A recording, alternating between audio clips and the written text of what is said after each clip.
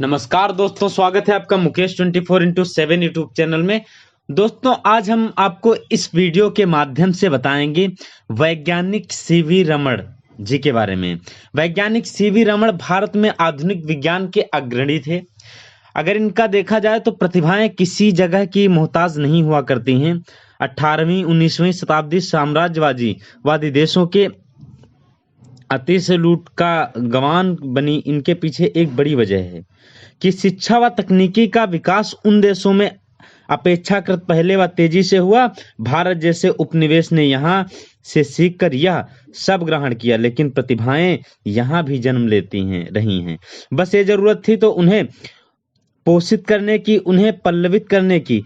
चंद्रशेखर वेंकट रमण भारत के ऐसे ही प्रतिभा का नाम है जिसने अपना लोहा पूरी दुनिया में सामने मनवाया।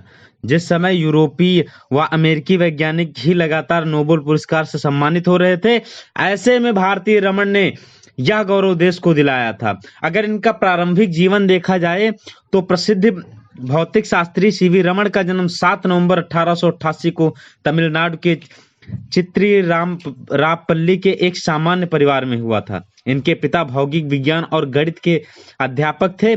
इस बात की बहुत संभावना है कि इनके मन में विज्ञान के प्रति जो प्रेम जागृत हुआ, उसके पीछे की एक बड़ी वजह परिवार से पहले भौतिक विज्ञान का आधार होना रहा होगा। इसकी निवेश प्रतिभा के दर्शन बचपन में ही हो गए थे। इन्होंने मात्र 11 वर्ष की उम्र में हाई स्कूल और मात्र 13 वर्ष की उम्र में इन्होंने अपनी उच्च माध्यमिक शिक्षा पूर्ण कर ली थी। विज्ञान में इनकी काफी रुचि व इस विषय के महत्व को देखते हुए इनके पिता व अध्यापक जो इनकी प्रतिभा से परिचित थे, इन्होंने उच्च शिक्षा पूर्ण करने के लिए विदेश भेजना चाहते थे, लेकिन स्वास्थ्य के कारणों से बाहर जाकर शिक्षा ग्रहण न कर सके। 14 वर्ष की उम्र में ही उन्होंने अपने स्नातक की डिग्री के लिए मद्रास विश्वविद्यालय के प्रेसिडेंसी कॉलेज में पढ़ाई आरंभ कर दी। 1905 में स्नातक की परीक्षा प्रथम श्रेणी में उत्तीर्ण करी, पदक भी हासिल किया था। 1907 में इसी प्रेसिडेंसी कॉलेज से उन्होंने स्नातकोत्तर की उपाधि ग्रहण की। इस कक्षा में ऐतिहासिक अंक प्राप्त किए थे। Professor R.L. जॉन्स ने इनके मार्ग और भी अधिक परिष्कृत किया। स्नातकोत्तर के दौरान इनकी प्रतिभा के कारण प्रोफेसर इन्हें कक्षाओं से छूट भी देते थे ताकि प्रयोगशाला में अपना पूरा समय व्यतीत कर सकें। उन्हीं दौरान प्रकाश किरणों पर इनका अध्ययन विस्तृत हो चुका था। उसी दौरान इन्हें सलाह दी गई कि जो शोध कार्य जारी है उसे नियमित रूप से लिखकर उसे शोध पत्र का रूप दें। जाय ब्रिटेन ने लंदन से प्रकाशित होने फिलासफिकल पत्रिका उन दिनों की चर्चित पत्रिका मानी जाती थी। उसमें इनका पहला शोध पत्र नवंबर अंक 1906 ईस्वी में प्रकाशित हुआ था। यह वह समय है जिसके बाद से एक वैज्ञानिक के रूप में इन्होंने अपनी आधारशिला रखी थी। स्नातकोत्तर के अध्ययन के दौरान ये तत्कालीन ब्रिटिश सरकार द्वारा आयोजित प्रतियोगी परीक्षाओं में व वित्त विभाग के लिए आयोजित परीक्षा पास कर ली। इसके पश्चात वे वित्त विभाग में अधिकारी बन सहायक महालेखपाल के रूप में कलकत्ता चले गए। ऐसी प्रतिभाओं के लिए नौकरी महारोजगार का साधन बन सकती है, लेकिन उनका मन उस क्षेत्र में रमता नहीं है। सीवी रमण अधिकारी तो हुए, लेकिन विज्ञान का जुनून बरकरार रहा। चूंकि कलकत्ता उन दिनों देश का सबसे मुख्य शहर था, इसलिए नई गतिविधियों का अड्डा भी वही था। भारत में शोध व विज्ञान के विकास के लिए 1876 में वहां पर Indian association for cultivation of science की स्थापना हो चुकी थी। वहां रहते हुए उन्हें इस संस्था के बारे में पता चला। उन्होंने उस स्थान को अपने शोध कार्य के लिए इस्तेमाल करना आरंभ कर दिया था। उनके लगन का अंदाजा इस बात से लगाया जा सकता है कि कार्यकर्ली किस्म की नौकरी जो अधिकारी प्रातः 10 बजे से साढ़े 5 बजे के मध्य करते हैं। सीवी रमण की नौकरी से पूर्व प्रयोगशाला जाते थे। नौकरी के समय समापन के बाद भी प्रयोगशाला जाया करते थे, परंतु यहाँ वे पूर्ण रूप से प्रयोगशाला के लिए नहीं आते थे। यहाँ उनका प्राथमिक कार्य वित्त विभाग की नौकरी के रूप में था, अतः उनका स्थानांतरण रंगून फिर नागपुर हुआ, जिससे लय में लक्ष्य रहे। शोध कार्यों में बाधा पहुंची रही, जबकि शोध का कार्य तमन्यता का कार्य होता था। लेकिन 1911 ईस्वी में इनका स्थानांतरण एवं एक बार पुनः कलकत्ता हुआ। जब वे पहले से भी ऊंचे पद पर नियुक्त हुए, आगे रमण ने अपना वहां शोध कार्य पुनः आरंभ किया। 1917 में कलकत्ता विश्वविद्यालय में भौतिक शास्त्र के प्राध्यापक पद पर भी गए। एक अधिकारी का पद छोड़कर उसने कम वेतन में नौकरी स्वीकार कर लेना भौतिक विज्ञान में उनकी रुचि का ही परिणाम था। कलकत्ता में दोबारा आना उनके जीवन को पूरी तरह से विज्ञान रूप से तब्दील कर देने वाला साबित हुआ। नई पौध तैयार करने वाले वैज्ञानिक नेता के रूप में सीवी रमण का व्यक्तिगत अपने कार्य को लेकर गंभीर व जुनूनी किस्म का था। जब उन्होंने अध्यापक जीवन में प्रवेश किया तो एक अध्यापक के दायित्व का पूर्ण निर्वहन किया। कोई भी बेहतर अध्यापक नई पीढ़ी को और बेहतर के लिए प्रेरित करता है। इस हेतु अपने प्रयोगशालाओं में विद्यालयी छात्र छात्राओं को आमंत्रित किया करते थे। वे भाषण देते थे, वे बच्चों को नए नए यंत्रों के परिचित कराते थे ताकि उनके मन में इस विषयों के प्रति जिज्ञासा पैदा हो। वे छोटे बड़े विद्यालयों के आग्रह पर वहां नई पीढ़ी से मिलने जाते थे। विज्ञान केवल किताबी ज्ञान ना बन जाए, इसलिए वे किसी को अपने आसपास की घटनाओं में विज्ञान खोजने या देखने की बात किया करते थे, जिससे लोग विज्ञान से और अधिक जुड़ाव महसूस कर सकें। अपने प्रयोगशाला में कार्य करते हुए उन्होंने कुछ अच्छे नए शोध सहायकों को रखा। यही नहीं, यह इनकी प्रेरणा का ही परिणाम था। इस प्रकार कुछ वर्षों में नए व उभरते हुए वैज्ञानिकों का एक महसूस इन्होंने ही स्वयं के श्रम व प्रेरणादायी व्यक्तित्व के फलस्वरूप तैयार कर लिया, जिसने देश में वैज्ञानिक के नए पौधे के रूप में अपनी उपस्थिति दर्ज करा ली। महत्वपूर्ण शोध कार्य अगर देखा जाए तो 1917 में भारत ब्रिटेन का उपनिवेश था।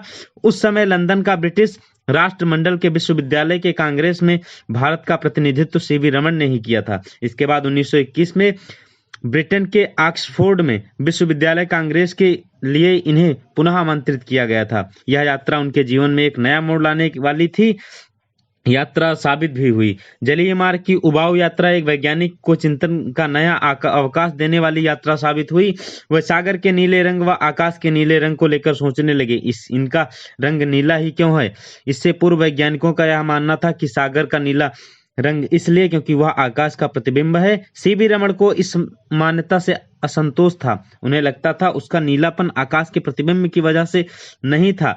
यह उनके शोध के लिए एक नया विषय बन गया था। ब्रिटिश से लौटने के पश्चात वे इसी विषय पर शोध करने में जुट गए थे। अध्ययन में उन्हें ज्ञात हुआ कि जब प्रकाश किसी वस्तु पर पड़ता है तो प्रकाश का स्पेक्ट्रम में कोई तरह परिवर्तन दिखाई देते हैं। जब समुद्र के जल के सूर्य पर प्रकाश पड़ता है तो प्रकाश के नीले रंग के स्पेक्ट्रम प्रसरण दिखाई देता है।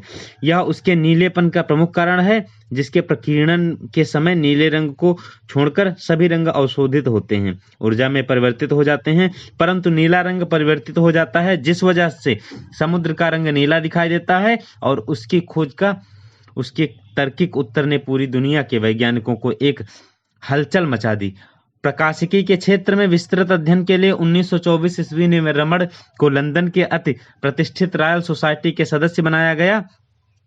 यह किसी भी भारतीय के लिए गौरव का विषय बन गया। रमण का शोध यही रुका नहीं, उनका सबसे महत्वपूर्ण शोध कार्य अभी होना बाकी था। उन्होंने प्रकाश के प्रसरण अर्थात बिखराव का अपना शोध जारी रखा। जब प्रकाश को एक छोटे से छेद से गुजारा गया, उसके बाद उसे कई पदार्थों के मध्य गुजारा गया तो दूसरी ओर बिखरा हुआ स्पेक्ट्रम देखा गया, लेकिन इसके अतिरिक्त कुछ और रेखाएं भी दिखी वहां देखने को मिली, जिसमें निष्कर्ष यह निकला गया कि शायद यह पदार्थ की अशुद्धता के कारण उभर रही है। लेकिन जब उन पदार्थों के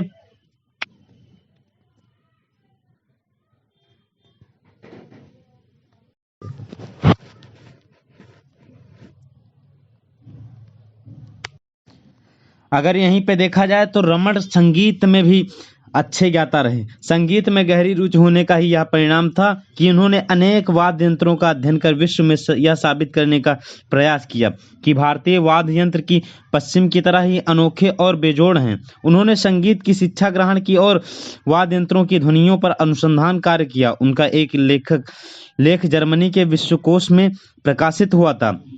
1933 से लेकर के 1948 तक इन्होंने बेंगलुरु स्थित इंडियन इंस्टीट्यूट ऑफ साइंस के संचालक का कार्यभार संभाल। इसके पश्चात बिना किसी सरकारी सहायता के इन्होंने बेंगलुरु में ही अपना स्वतंत्र स्थान सरण रिसर्च इंस्टीट्यूट की स्थापना की। उसकी दूरदृष्टि और परिणाम स्वरूप इस संस्था में आज भी झलकती है। रमन ने इस संदेश दिया कि हमेशा प्राकृतिक घटनाओं की छानबीन वैज्ञानिक दृष्टिकोण से ही करनी चाहिए। वह अपने संस्थान में जीवन के अंतिम समय तक शोध कार्य करते रहे। अगर इनका देखा जाए पुरस्कार एवं सम्मान इनको कैसे मिला, जिन्होंने अपना पूरा जीवन शोध कार्य को अपना अर्पण कर दिया, वो उनकी उपलब्धियों को जानना भी जरूरी है। रमन जी ने नोबेल पुरस्कार जीतने का आत्मविश्वास था और उन्होंने जीता भी। उन्हें रमन इफेक्ट के लिए 1930 में नोबेल पुरस्कार से सम्मानित किया गया था। उस वर्ष रमन 42 वर्ष के थे। 42 वर्ष के जीवन में उन्हें कई पुरस्कार मिले थे, लेकिन नोबेल पुरस्कार से उनके साथ साथ देश के गौरवान्वित हो गया। रमन पहले एशियाई अब अश्वेत थे। उन्हें विज्ञान क्षेत्र में नोबेल पुरस्कार दिया गया। इस पुरस्कार के कारण भारतीय विज्ञान विश्व की नजरों में आशा और प्रशंसा के पात्र बना दिया। नोबेल पुरस्कार से इतर उन्हें लेनिन पुरस्कार जैसे अंतर्राष्ट्रीय पुरस्कार से सम्मानित भी किया गया था।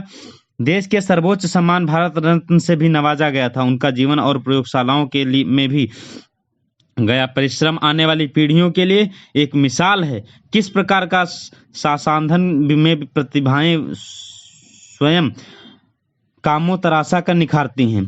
क्या वैसे आप भी कुछ सीवी रमन जी के बारे में जानते हैं? अगर आप भी कुछ जानते हैं तो हमारे कमेंट बॉक्स में कमेंट करके बताएं। और आपको वीडियो कैसा लगा ये भी कमेंट करके बताएं। मिलते हैं हम आपको एक नई वीडियो के साथ में।